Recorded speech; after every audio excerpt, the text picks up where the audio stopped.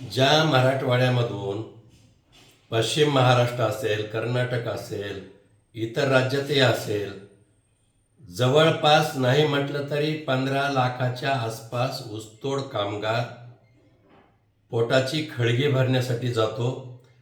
दसरा दिवाळीला त्यांना घेऊन जाण्यासाठी कारखान्याचे वाहनं येतात.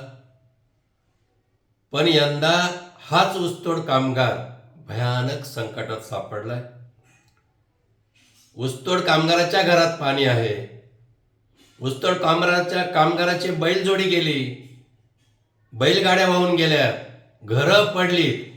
अशा संकटात सापडलेल्या ऊसतोड कामगाराला याच राज्यातील सहकारी साखर कारखान्यांनी अद्याप 1 रुपयाची मदत देऊ केली नाही. साखर संघ असेल किंवा कारखाने असतील, यांना मी आव्हान करतो की बाबांनो, आमचा ऊसतोड कामगार सध्या पाण्यात आहे. त्याला एक वेळची भाकरी पण नाही. मग अनेक वर्षापासून आम्ही तुमच्या कारखान्यावर ऊसतोड कामासाठी येतो.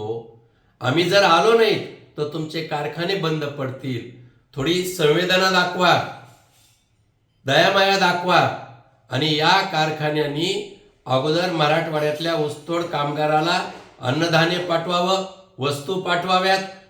एवढंच नाही तर निधीच्या स्वरूपात देखील मदत करण्याची गरज आहे. साखर संघानं देखील ऊसतोड कामगाराच्या बाबतीत अशा प्रकारची भूमिका घ्यावी, ही मागणी मी करतो.